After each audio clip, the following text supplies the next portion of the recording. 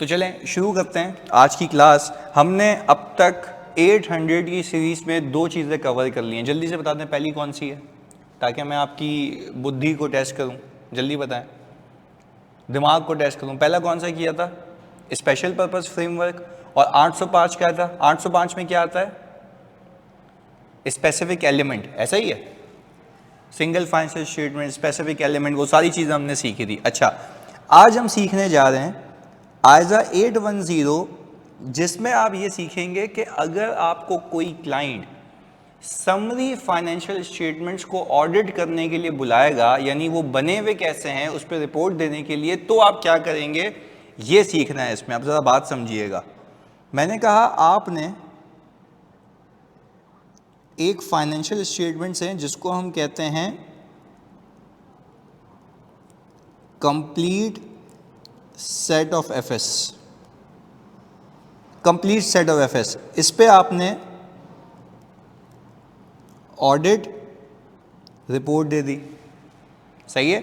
अच्छा, अब हुआ ये कि क्लाइंट आपसे कह रहा है कि भाईजान मैं एक समरी एफएस बनाना चाहता हूं, मैं एक समरी एफएस बनाना चाहता हूं, आप इसके ऊपर रिपोर्ट दें। मैंने कहा भाई समरी एफएस बनाना तो चाहते हो, इस पे मुझसे रिपोर्ट चाहते हो, ये समरी एफएस कहां से बनाओगे?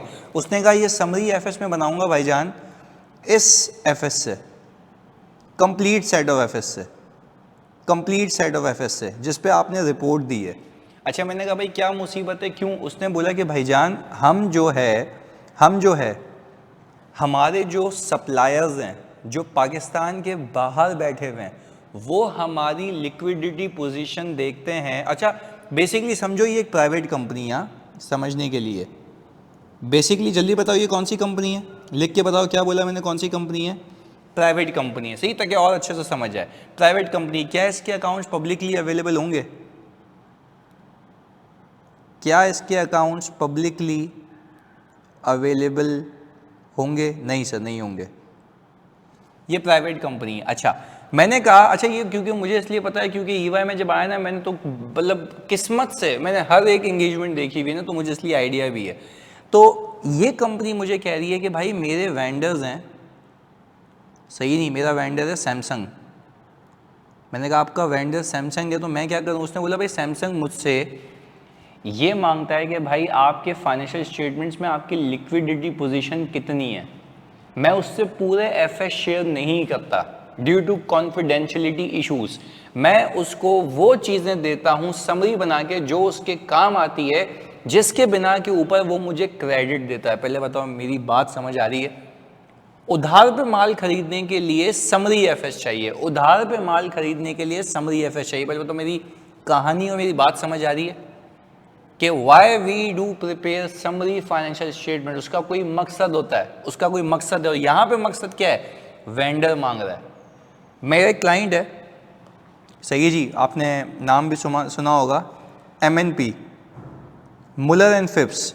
ये क्या है? पाकिस्तान के अंदर ये सोल डिस्ट्रीब्यूटर है,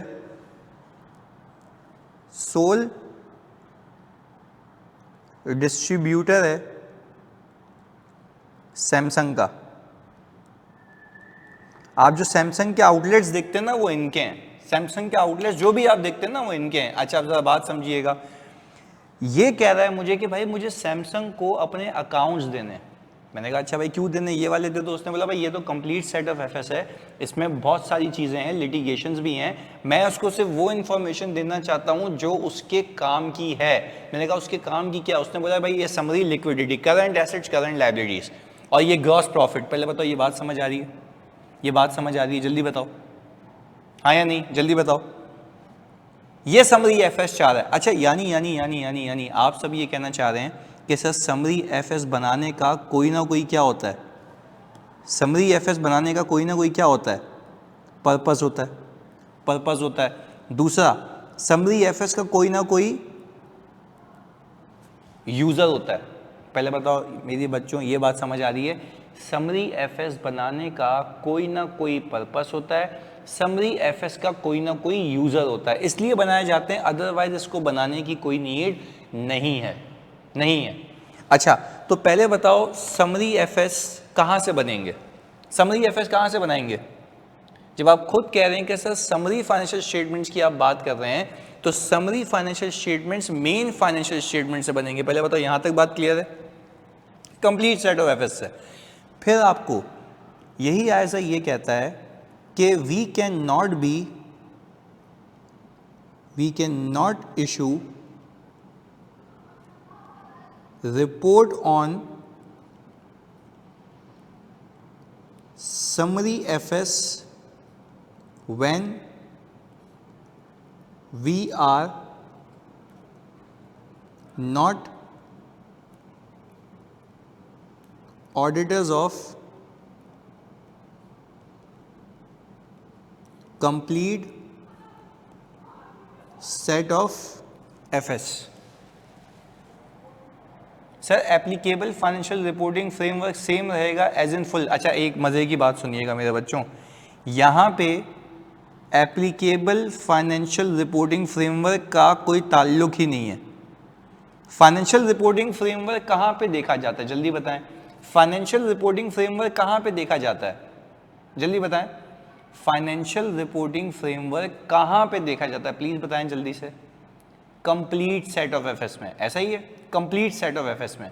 तो कंप्लीट सेट ऑफ एफएस में देखा जाता है कि जिसके तहत वो अकाउंट्स बने, ये तो उसी बने गए फ्रेमवर्क पे अकाउंट्स की एक चीज है जिसको हम कह रहे हैं समरी। पहले बताओ बात क्लियर है? ये तभी तो मैं इतना डिटेल में करवा रहा हूँ 800 की सीरीज, मुझे पता है इतनी कंफ्यूजिंग है। क्लैरिटी है, बात समझ आती है? whenever you are talking about applicable financial reporting framework then you have to say कि मैं ऑडिट की बात कर रहा हूँ।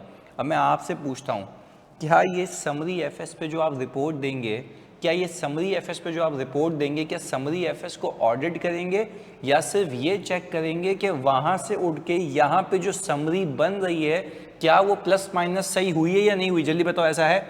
क्या उन फिगर्स को ऑडिट करोगे? प्लीज़ लिख के बताओ, क्या उन फिगर्स को ऑडिट करोगे? नो सर, ऑडिट नहीं करूँगा।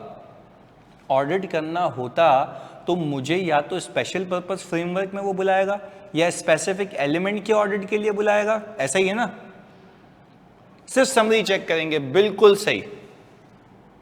दोनों हो सकते हैं शिवम, बिल्कुल ऐसा है, दोनों हो सकते हैं। पहले बताओ बात क्लियर है? बात क्लियर है? अच्छा फिर वो क्या कहता है, फिर वो क्या कहता है मेरे बच्चों?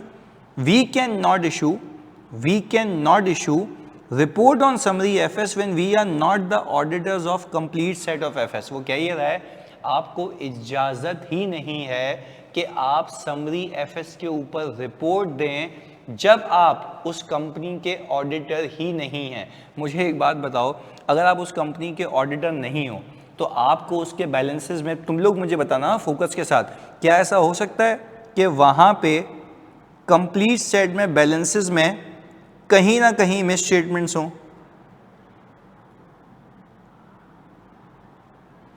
कहीं मिस स्टेटमेंट्स हों? अगर कहीं मिस स्टेटमेंट्स होंगी, तो क्या आपको पता होंगी? क्या आपको पता होंगी? नहीं सर, बिल्कुल नहीं पता होंगी। अच्छा फिर रीजन बताओ क्यों नहीं पता होंगी? हाँ जी, because we are not the auditors. ऐसा है क्योंकि हमने पूरा ऑडिट ही नहीं किया, हमें पता ही नहीं है, तो इसलिए साफ मना कर दिया गया। मैं आपसे एक सवाल पूछता हूं, यही बात कहीं और लिखी हुई है कि अगर आप कंपनी के ऑडिटर नहीं है तो you might consider not to accept the engagement. वहां पे कंसिडरेशन कहता है, वहां पे कहता है कंसिडर करो। मुबश्शिर कह रहे हैं सर 805 में कहता है। हाँ जी जल्दी बताएं। मीर हमजा कह रहे हैं, पर वहां पे क्या आपको वो बिल्कुल कटने को कहता है या कंसिडर करने को कहता है? हाँ जी, कंसिडर करने को कहता है, ऐसा ही है, कंसिडर करने को कहता है। Very good. चलें पहले बताओ समरी एफएस का कहानी समझ आई? समरी एफएस की कहानी समझ आई कि समरी एफएस क्यों चाहिए होते हैं? उसका एक पर्पस होगा, उसका कोई ना कोई यूजर होगा। क्लैरिटी है? आगे लेके चलते हैं। मैंने कहा sir once you understood this thing, तो आपने कहा इस आयजा में आपने सबसे पहले ये देखना है कि क्या आप इस एंगेजमेंट को एक्सेप्ट करेंगे, और इस एंगेजमेंट को एक्सेप्ट करेंगे तो अकॉर्डिंगली रिपोर्ट करेंगे। अच्छा रिपोर्ट के अल्फाज क्या होंगे, जरा हल्का सा तस्करा देता हूँ। रिपोर्ट में यहाँ पे ओपिनियन जो होता है, रिपोर्ट में यहाँ पे जो ओपिनियन होता है वो कुछ इस तरीके से होता है कि summary FS are prepared in all material respects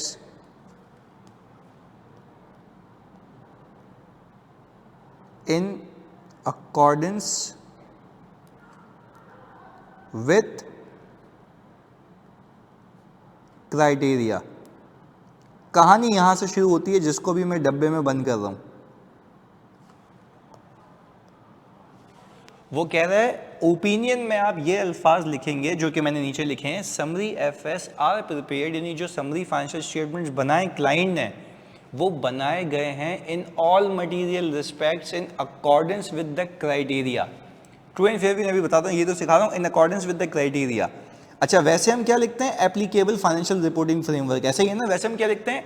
in accordance with applicable financial reporting framework. यहाँ पे क्या लिख रहे हैं? क्राइटेरिया। भाई देखो, पहली बात तो ये है financial statements in accordance with applicable financial reporting framework बने हुए, हाँ या ना में जवाब दो। Yes, in accordance with applicable financial reporting framework बने हुए, वो अपनी जगह आ गए।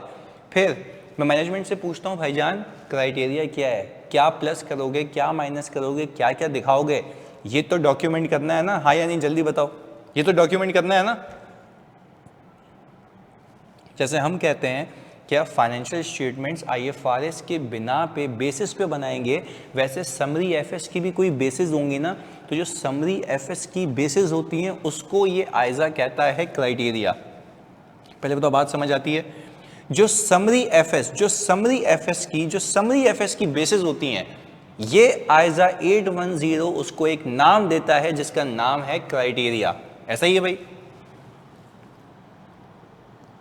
ये कहलाती है बेसिस ऑफ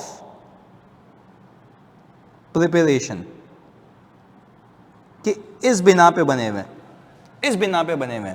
अच्छा, फिर ये आइजा आपको कहता है, कि आप कंसिडर करें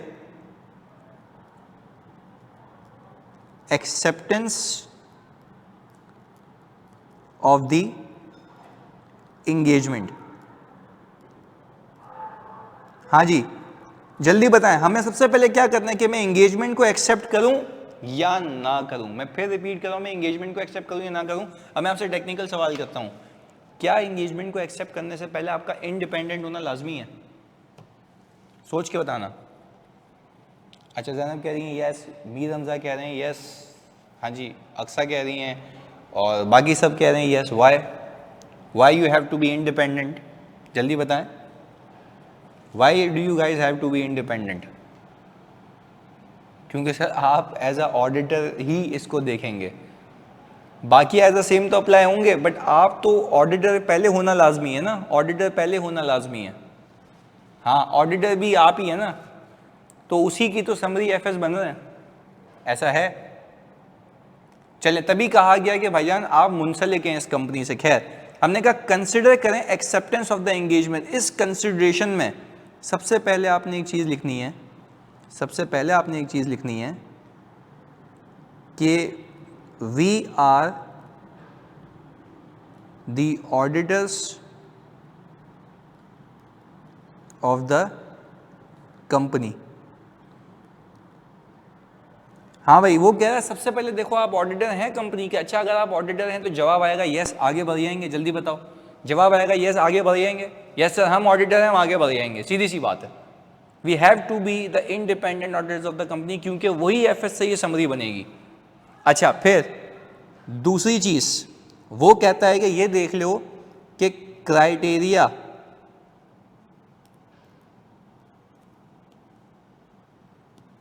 हमारा एक्सेप्टेबल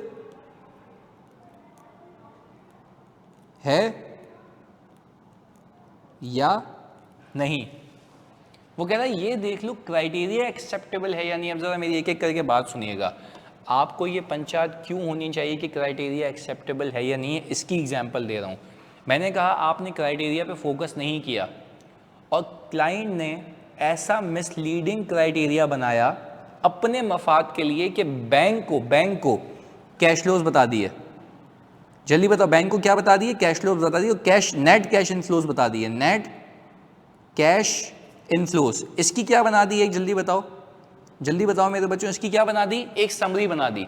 अच्छा, जब नेट कैश इनफ्लोज की समरी बनाई तो हमने कहा ये आ गया, ये आ गया, ये आ गया।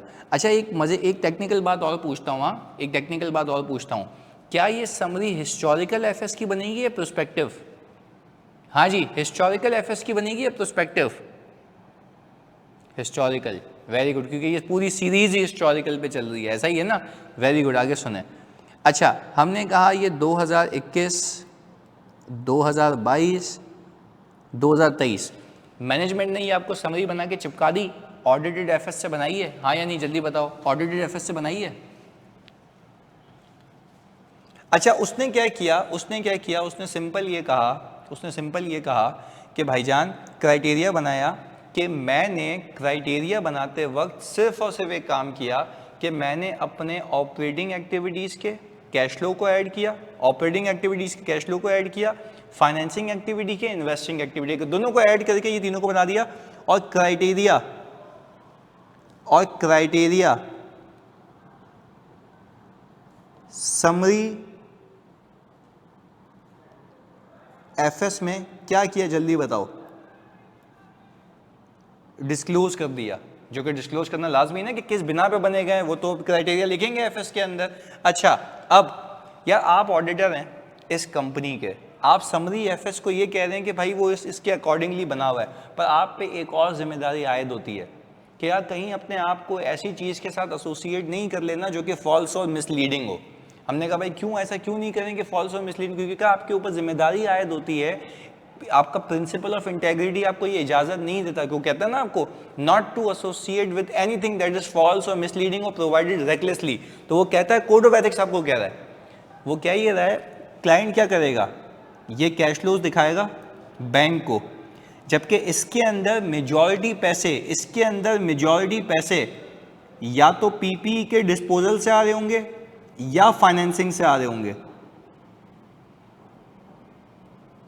हाँ जी, या तो पीपी के डिस्पोजल से आ रहे होंगे या फाइनेंसिंग से आ रहे होंगे। ऑपरेशन से आते हुए दिख रहे हैं? जल्दी बताओ, ऑपरेशन से आते हुए दिख रहे हैं? नहीं सर, ऑपरेशन से आते हुए नहीं दिख रहे, ऑपरेशन से आते हुए नहीं दिख रहे सर, ऑपरेशन से आते हुए नहीं दिख रहे,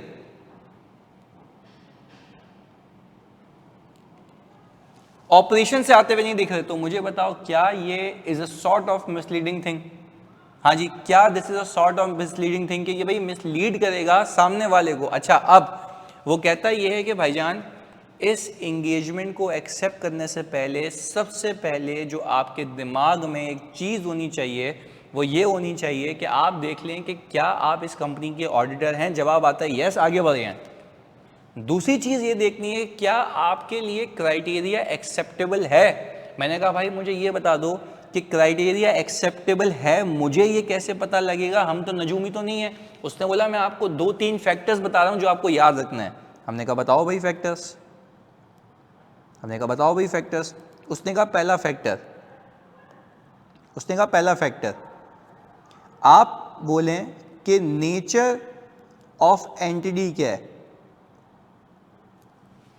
इदारा खुद क्या काम करता है। अब एग्जाम्पल दे रहा हूं आपको, जैसे मैंने आपको example the MNP Muller and Phipps मुझे कह रहा है कि भाई मुझे सैमसंग को अपने समरी एफएस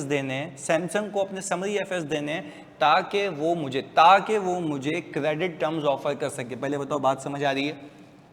अच्छा, क्या nature of entity business of entity ये है ना कि वो मोबाइल फराहम करता है, वो डिस्ट्रीब्यूटर है। Does it making sense? क्या आपको एक्सेप्टेबिलिटी की तरफ बात जाते हुए दिखती है? यस सर, बिल्कुल दिखती है। अच्छा, दूसरी चीज वो कहता है आप देखें information needs of the user.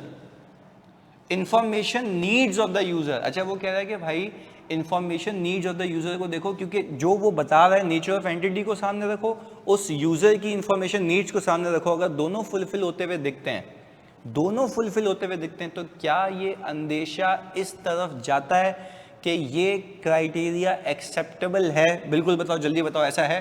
तो वो आपको सिर्फ हिंट दे रहा है, आपको फ्रेमवर्क दे रहा है कि इस फ्रेमवर्क में सोचो तो आपको हाँ या ना का जवाब मिल जाएगा, ऐसा है?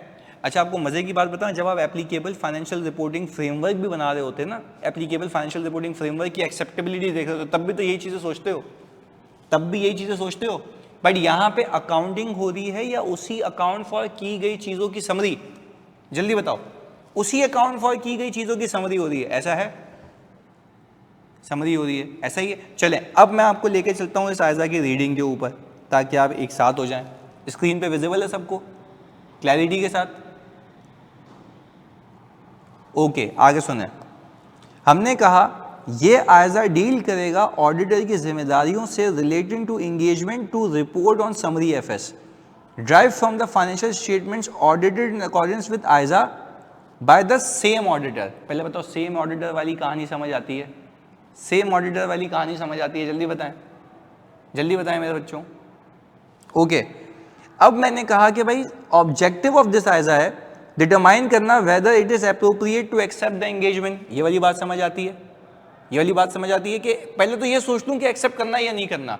अच्छा, अगर तुमने ये ठान लिया कि तुम्हें एक्सेप्ट करना है, फिर अगर तुम्हें एंगेज किया गया है तो ओपिनियन दे देना और एक्सप्रेस करना क्लियरली वो ओपिनियन रिटर्न रिपोर्ट के जरिए। ऐसा ही है? ऐसा ही है? चलें, ये इस आयजा का मकसद हो गया। आगे वो बोला अप्लाइड क्राइटेरिया क्या होता है? The criteria applied by the management in preparation of summary financial statements. Criteria का मतलब समझा दिया मैंने आप लोगों को, क्राइटेरिया का मतलब समझा दिया मेरे बच्चों आप लोगों को मैंने, ऐसा ही है? अच्छा, अब क्लाइंट एक्सेप्टेंस, पहले सबसे पहले बोला क्लाइंट एक्सेप्टेंस देखना, allowed only when auditor has been engaged to conduct an audit in accordance with AISA। ये बात समझ आती है? कोई गलत बात कही मैंने इसमें? No sir. इसके बाद वो बोल रहा है कि भाई determine whether the applied criteria is acceptable. पहले ये देख लो कि क्राइटेरिया एक्सेप्टेबल है या नहीं। अच्छा, ये मैं इस आयजा का पहला ऑब्जेक्टिव देख रहा हूं। पहले ऑब्जेक्टिव में क्लाइंट एक्सेप्टेंस में कि करना या नहीं करना, पहले देखो ऑडिटर हो, जवाब आता है यस, आगे बढ़ जाओ, फिर देखो क्राइटेरिया एक्सेप्टेबल है या नहीं है। क्राइटेरिया की एक्सेप्टेबिलिटी के फैक्टर्स देखो। पहला, नेचर ऑफ द एंटिटी। पहले बताओ, कहानी समझ आई थी मेरी नेचर ऑफ द एंटिटी वाली? क्या एंटिटी बिजनेस क्या करती है, क्या उस बिजनेस सेंस के अंदर ये समरी बनाना फिजिबल है या नहीं है? ऐसा है? आगे, purpose of the summary FS. मेरी एग्जांपल में पर्पस क्या था? पर्पस बताओ, मकसद बताओ, जल्दी बताओ, पर्पस क्या था मेरी एग्जांपल में? मेरी एग्जांपल में पर्पस क्या था, प्लीज लिख के बताओ। मेरी एग्जांपल में what was the purpose? Very good, to check the liquidity, to obtain the credit terms, to obtain the credit terms. ऐसा ही है? अगर मकसद समझ आ गया तो उसी मकसद को अलाइन करो information needs of the user से। Information needs of the user से पहले बताओ कनेक्टिविटी बनती है कि चलो अगर ये जो मकसद बता रहा है क्या ये मकसद उसकी नीड्स को पूरा करेगा? ऐसा है?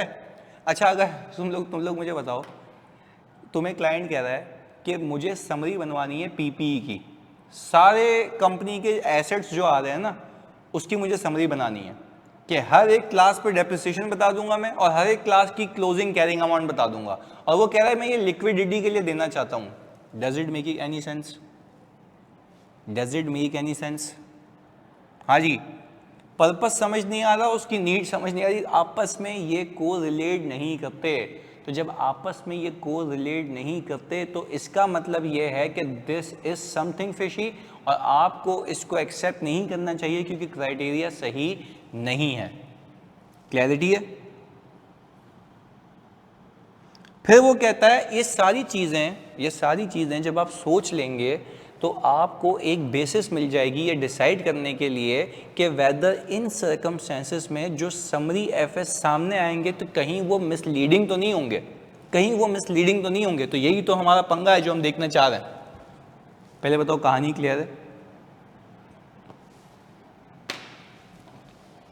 Very good. अच्छा, फिर आगे, फिर वो कहता है दो तीन चीज़ें हैं। उसमें से पहली चीज़ वो कहता है ये है कि बाज़ औक़ात ऐसा होता है, इसको हम यहाँ पे लिखते हैं, बाज़ औक़ात ऐसा होता है कि जो क्राइटेरिया है ना किसी जुरिस्डिक्शन में बना हुआ होता है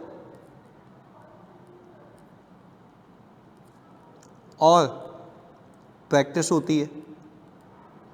लेट्स से जिस एरिया में या जिस रीजन में या जिस मुल्क में आप ऑडिट कर रहे हैं वहां पे ऐसे समरी एफएस बनाना यूजुअल है, तो क्या वो अप्लाइड क्राइटेरिया आपके लिए वैसे ही एक्सेप्टेबल बन जाएगा? क्योंकि इन द गिवन सर्कमस्टेंसेस हर कंपनी ये कर रही होती है, that is easy for you to accept that criteria. Again इसका मतलब ये नहीं है कि तुम मकसद नहीं देखोगे, इंफॉर्मेशन नीड्स नहीं देखोगे, वो सारी चीजें आएंगी, वो सारी चीजें अपनी जगह एग्जिस्ट करती हैं, स्टैंड स्टिल करती हैं। अच्छा, फिर वो कहता है, हमने कहा चलो व्हाट इफ ये नहीं हो तो क्या होगा? तो वो कहता है कि फिर एंटिटी जो क्राइटेरिया है ना डेवलप करेगी ऑन इट्स ओन।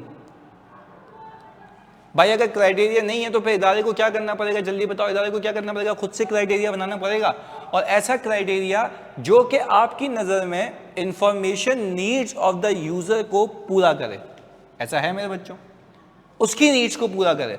तो फिर कहानी वापस यहां से शुरू होती है। मैंने कहा यार एक चीज बताओ, कोई ऐसी खुसूसियात, कोई ऐसी कैरेक्टरिस्टिक्स जो क्राइटेरिया में हो तो वो हमें एक्सेप्टेबल लगे। बात समझिएगा, हमने कहा कोई ऐसी खुसूसियात बताओ कि जो क्राइटेरिया में हो और हमें एक्सेप्टेबल लगे। सर ऊपर आपने बताया था ना, नहीं गलत, वो आपके सोचने वाले फैक्टर्स थे। जल्दी बताओ वो क्या थे? आपके सोचने वाले फैक्टर थे। अभी बताता हूं ना कि उसकी रिलायबिलिटी। चलो पहले तुम जवाब दो इनका, उसकी रिलायबिलिटी कैसे पता लगेगी जो वो फैक्टर्स आपको सोचने को कहे गए थे? पहले बताओ, बात समझ आ रही है? उसकी रिलायबिलिटी कैसे पता लगेगी जब आपको फैक्टर्स सोचने को कहे गए? फैक्टर्स क्या थे जल्दी बताओ? एक्सेप्टेबिलिटी के फैक्टर्स क्या थे? नेचर ऑफ एंटिटी क्या है? पर्पस ऑफ इंफॉर्मेशन क्या है? Information needs of the user क्या है? ऐसा ही है, information needs of the user क्या है? क्या इसको बनाने के बाद वो चीज मिसलीडिंग तो नहीं होगी? ये तीनों चीजें आपस में सोचोगे तो तुम्हें खुद आंसर मिल जाएगा, जो मैंने तुम्हें दो एग्जांपल दी हैं। क्लियर है? तो वो तो वैसे असेस होगा। फिर हमने बोला आप तो बताएं कि इदारा उसमें मिनिमम क्या रेसिपी डाले, इदारा उस क्राइटेरिया में मिनिमम क्या रेसिपी डाले जिससे ये पता लगे कि कहानी एक्सेप्टेबिलिटी की तरफ जा रही है। अब हम किसके हवाले से बात कर रहे हैं? इदारे के हवाले से बात कर रहे हैं कि मिनिमम इदारे को, कंपनी को क्राइटेरिया डेवलप करते हुए ये चीजें उसमें पार्क करनी है। पहले बताओ यहां तक बात क्लियर है? मिनिमम इदारे को यहां तक ये बात करनी है, ऐसा है? तो आए देखें, मैं आपको दिखाता हूं। ये लिखा हुआ where the established criteria for the preparation of summary FS do not exist, यानी कोई एस्टेब्लिश्ड क्राइटेरिया नहीं है। Criteria may be develop by the management, जैसे हमारे यहाँ एमएनपी ने किया हुआ था। For example based on the practice in a particular industry, अगर कोई इंडस्ट्री भी ऐसी प्रैक्टिस करती है तो बेशक उसको देख के फॉलो किया जाए। आगे, वो criteria that are acceptable in the circumstances will result in a summary FS that, वो बोल रहा है वो क्राइटेरिया आपके लिए एक्सेप्टेबल तब होगा जब वो ऐसे समरी फाइनेंशियल स्टेटमेंट्स बन के आए जो नीचे बयान कर रहा हूं। पहले बताओ कहानी क्लियर है? वो कह रहा है अगर देखो फैक्टर्स तो वही हैं जो आपने ऊपर सोचते हैं, nature of the entity, purpose of information needs of the user, whether it will turn into the misleading information और नॉट। वो कह रहा है अगर आप मुतमईन होना चाहते हैं कि वो क्राइटेरिया एक्सेप्टेबल है तो उसकी एक्सेप्टेबिलिटी डिपेंड करेगी ऐसे समरी फाइनेंशियल स्टेटमेंट्स के ऊपर जो डिपिक्ट करेंगे ये चीजें जो नीचे बताई हुई। यानी उसने समरी एफएस बना दी है, अब वो आपके लिए एक्सेप्टेबल कहलाएंगे अगर उसमें ये मिनिमम फीचर्स हैं। पहले बताओ कहानी समझ आ रही है? अब हम फीचर्स देख रहे हैं समरी एफएस के, कौन से फीचर्स होंगे जो वो एग्जिस्ट करेंगे उस समरी एफएस में, तो हम कहेंगे ये एक्सेप्टेबल क्राइटेरिया के तहत बने हुए हैं। पहले बताओ बात समझ आ रही है? तो हम कहेंगे कि वो एक्सेप्टेबल क्राइटेरिया के तहत बनेंगे। ये फीचर्स और समरी एफएस हैं जो समरी एफएस में मिनिमम होना चाहिए इन ऑर्डर टू असेस वो ऊपर 4 वाले फैक्टर्स कि क्या ये एक्सेप्टेबल है या नहीं है। जल्दी बताओ, बात क्लियर है? एक एक करके देखें। वो कह रहा है जब आप समरी एफएस बनाएंगे ना, जब आप समरी एफएस बनाएंगे तो समरी एफएस में यहाँ पे हम एक एक करके लिखते हैं। समरी एफएस में, क्योंकि मैंने तो बने हुए देखे हैं ना प्रैक्टिकली, तो मैं इसलिए तुम्हें बता सकता हूँ। समरी एफएस में मिनिमम आइडेंटिफिकेशन होनी चाहिए। हमने कहा आइडेंटिफिकेशन। सर ये वाली बात संजय, मिनिमम आइडेंटिफिकेशन किसकी होनी चाहिए? मिनिमम आइडेंटिफिकेशन होनी चाहिए कि ये एफएस समरी एफएस है and drive from audited FS. पहले बताओ, क्या ये हल्का सा मिसलीडिंग वाला शक दूर करेगा कि ये एफएस समरी फाइनेंशियल स्टेटमेंट्स हैं और ये ड्राइव किए गए ऑडिटेड एफएस से?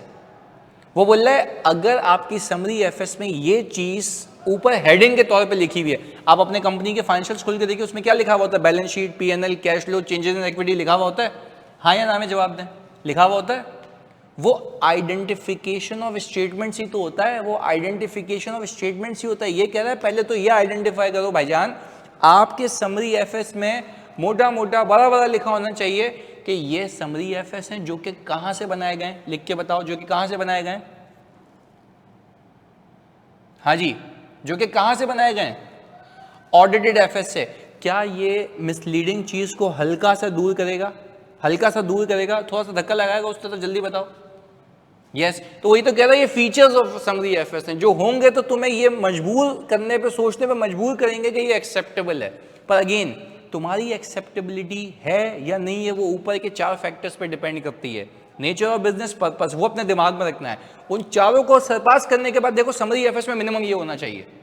पहले बताओ, कहानी समझ आ रही है? A very complex standard but I am trying my level best कि भाई मैं उसको आपको प्लेट में रख के दे दूं। यहां तक की बातें क्लियर हैं? जल्दी बताएं, यहां तक की बातें क्लियर हैं? Very good. हमने कहा पहली चीज तो ये हो गई समरी एफएस। फिर यही समरी एफएस एक काम करेगा, बोलेगा यही समरी एफएस ये बताएगा कि आपके पास फुल एफएस कहां से और किस से अवेलेबल है।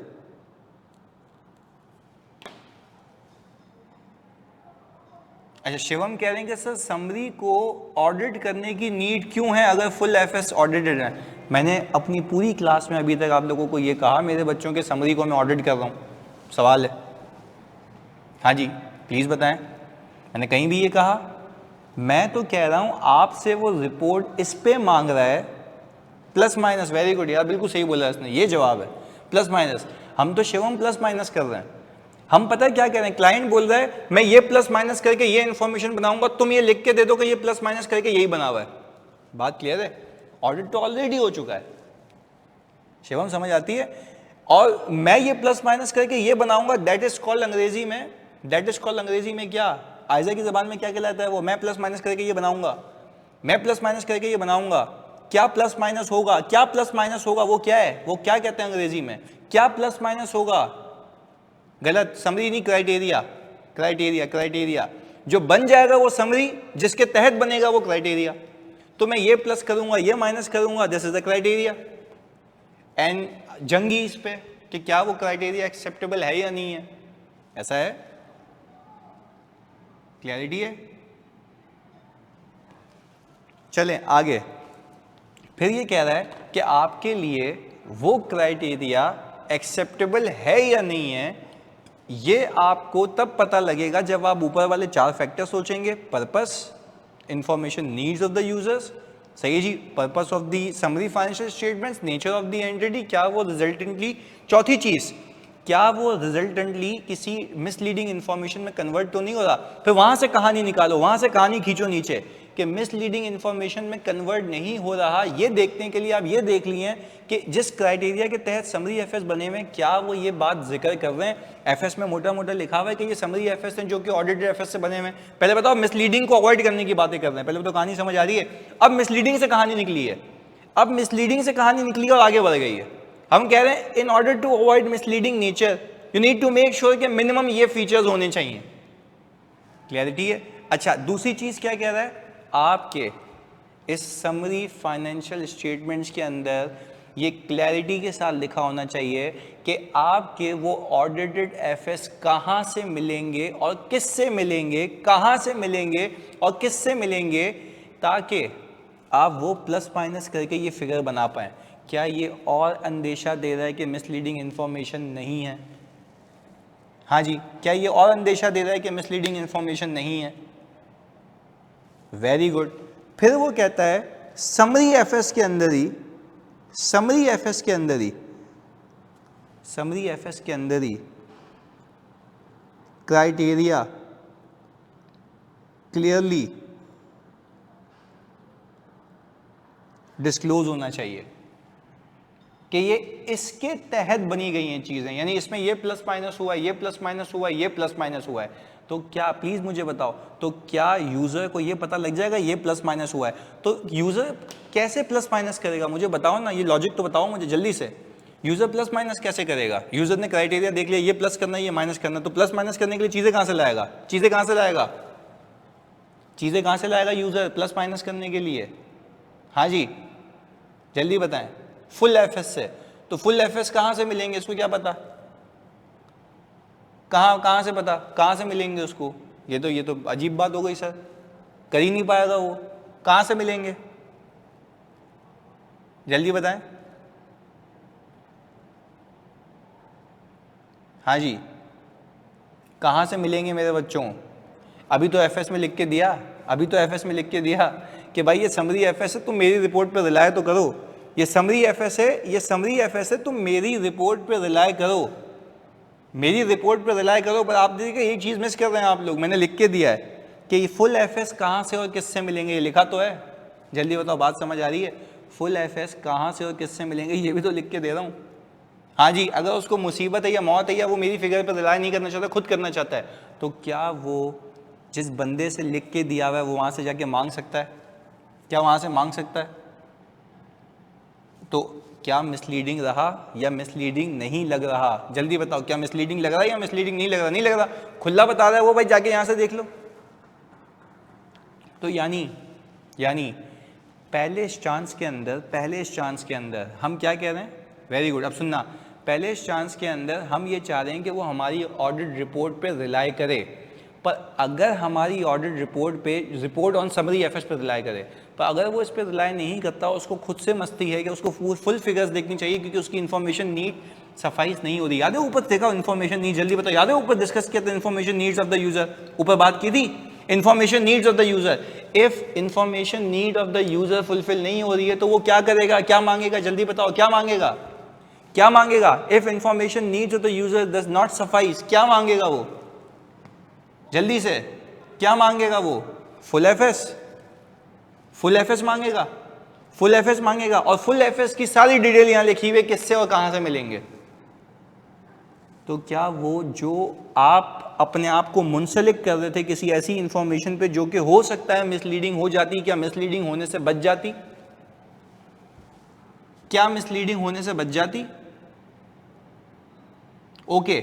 और फिर जब क्राइटेरिया क्लियरली डिस्क्लोज हुआ है, आप एक और काम करेंगे, ये देख लेंगे क्या क्राइटेरिया जो डिस्क्लोज हुआ है उसको यूज करके रिकैलकुलेशन इजीली परफॉर्म हो सकती है। अच्छा मुझे एक बात बताओ, ऑडिटर को ये क्यों कहा गया इजीली परफॉर्म हो सकती है? अगर तुमसे ही नहीं परफॉर्म हो सकती तो यूजर को समझ आएगी? तुम तो ऑडिटर थे, पहले बताओ कहानी समझ आ रही है? तुम तो ऑडिटर थे, अगर तुमसे ही नहीं हो रही है तो किसी और से तो पता नहीं क्या होगी। बात समझ आ रही है? आप तो ऑडिटर थे, आपको तो इन्स एंड आउट्स पता होते हैं। अगर आप ही से नहीं हो रहा तो भाई माशाल्लाह बेहतरीन जा रहे हो, तो उसको तो समझ ही आ गया। फिर क्लियर है?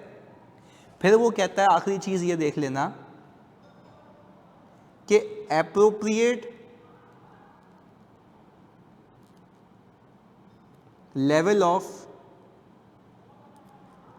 एग्रीगेशन है या नहीं है। एप्रोप्रिएट लेवल ऑफ एग्रीगेशन का मतलब ये है कि भाईजान अगर मैं एडमिन एक्सपेंसेस की कुछ चीज़ों को प्लस कर रहा हूँ डेप्रिसिएशन को हटा के, यानी डेप्रिसिएशन तो नॉन कैश होता है ना, जल्दी बताओ ऐसा है? डेप्रिसिएशन तो नॉन कैश होता है ना, डेप्रिसिएशन तो नॉन कैश होता है ना। तो पता है इसने क्या किया, इसने किया ये कि सैलरी एक्सपेंस उठा लिया, सही है जी, और इसने जो है इलेक्ट्रिसिटी की पेमेंट्स उठा ली हैं, और इसने लीगल फीस उठा ली है, वो सारी प्लस करके दिखा रहा है। अब मसला क्या है, मसला ये है कि अब वो प्रॉपर रिकंसाइल नहीं हो पा रहा एफएस से। इसको पता है क्या करना चाहिए था, आप मुझे बताएंगे। इसको करना ही चाहिए था टोटल एडमिन एक्सपेंसेस उठाता, उसमें से क्या माइनस करता, जल्दी बताओ। टोटल एडमिन एक्सपेंसेस उठाता, उसमें से डेप्रिसिएशन, अमोर्टाइजेशन, बैड डेट, जो भी नॉन कैश है सब माइनस करता। तो सब माइनस करने के बाद उसके पास वो वाले एक्सपेंसेस आ जाते तो अदर देन अमोर्टाइजेशन है, हाँ जी, कैश एक्सपेंसेस आ जाते हैं। अच्छा, अब एप्रोप्रिएट लेवल ऑफ एग्रीगेशन क्या है, रिकंसिलिएशन किस में अच्छी बन रही है, जो पहले बताया, जो बाद में बताया, हाँ जी, जो बाद में बताया सर, बाद में बताया, वो यूं फौरन दस्ती रियलाइज हो जाएगा रिकंसाइल। अब उसने क्राइटेरिया में पीछे लिख दिया कि मैंने ये एक्सपेंसेस प्लस किए, ये एक्सपेंसेस यहाँ से उठाए, ये एक्सपेंसेस यहाँ से उठाए, खिचड़ी बन गई भाई। अच्छा, मसला ही क्या है, एक यूजर एडमिन एक्सपेंसेस को, तुम लोग मुझे बताना, एक यूजर कि ये मैं तुम्हें पता है क्यों बता रहा हूँ, क्योंकि मैंने इतनी बहस की है क्लाइंट से इसके ऊपर, उसको मैंने समझाया है, तब जाके वो मिसलीडिंग इन्फॉर्मेशन हटी थी। सुनना, एक इन्फॉर्मेशन ऐसी है कि एक बंदा जो आपके ऑडिटेड एफएस हैं उसमें एडमिन एक्सपेंस देखे और यहाँ पे एडमिन एक्सपेंस देखे और उसकी रिकॉर्ड देख ले कि नॉन कैश माइनस हुए में, क्या ये ज़्यादा आसानी से समझ आएगा? ऐसा है कि एडमिन देखा, उसको सुकून आएगा, हाँ यार ये कैश एक्सपेंसेस है, मैं तो इसकी liquidity with respect to expense देखना चाहता। मैंने कहा सही है भाई, बिल्कुल सही है। एक दूसरा तरीका है, वो बोले कि मैंने COGS से कुछ सैलरी एक्सपेंस उठाए, वेजेस उठाई, एडमिन से ये उठाया, फिर लीगल एक्सपेंसेस उठाए, क्या मेरे ऑडिटेड एफएस के किसी लाइन आइटम से मैच कर रहा है? नहीं, किसी से रिकंसिलिएशन नहीं है। तो क्या रिकंसिलिएशन अच्छी होनी चाहिए, प्रॉपर लेवल ऑफ एग्रीगेशन पे होनी चाहिए कि हाँ भाई वो बोले एडमिन है तो एडमिन है, COGS है, COGS में नहीं चाहिए वो हटाओ ना, सिर्फ वो क्यों लेके आ रहे हो जो चाहिए। तो प्रॉपर लेवल ऑफ एग्रीगेशन होना चाहिए ताकि इजीली अमाउंट रिकंसाइल हो पाए। पहले बताओ, लॉजिक समझ आई? अब मैं आपको एक कहानी सुनाता हूँ। मेरी अटेम्प्ट में एक सवाल आया था 810 से। सवाल क्या था पता है? मज़े की बात सुनना तुम लोग, सवाल क्या था? मेरी अटेम्प्ट में सवाल आया था और सवाल ये था कि जब आप समरी एफएस के लिए अपॉइंट किए जाएंगे तो आपके दिमाग में क्या रिस्क आएंगे? अच्छा, अब किसी ने ज़िंदगी में ऐसा सवाल नहीं देखा था, मेरा वहाँ दिमाग चला। मैंने कहा मेरा रिस्क क्या है यहाँ पे, मैंने इसी चीज़ों को, ये आइडेंटिफिकेशन वगैरह ना, इसको रिस्क में कन्वर्ट कर दिया। कैसे? मैंने कहा there is a risk that proper identification of summary FS and reference to audited FS might not have been made. क्या मेरा रिस्क बन गया? हाँ या ना में जवाब दो। यहां पे ऑडिट रिस्क नहीं है, समरी एफएस का रिस्क है। यकीन करो, मैं आया तो मैं पास हो गया था इस एग्जाम में। तो यार ये किसी ने भी नहीं किया था सवाल, पूरे एग्जाम में कोई भी शख्स नहीं करके आया था सवाल। उसकी वजह थी सोचने की तमीज़ और तहजीब ही नहीं थी। मैंने आपको अदर वे राउंड दे दिया एंगल। पहले तो कहानी समझ आती है। अच्छा, दूसरा रिस्क क्या बना सकते हैं इसमें, ज़रा बताते हैं। दूसरा रिस्क क्या बना सकते हैं इसमें? दूसरा रिस्क क्या हो सकता है? हाँ जी बच्चों, दूसरा रिस्क क्या हो सकता है इसमें? कि from where and from whom financial statements are available is not disclose.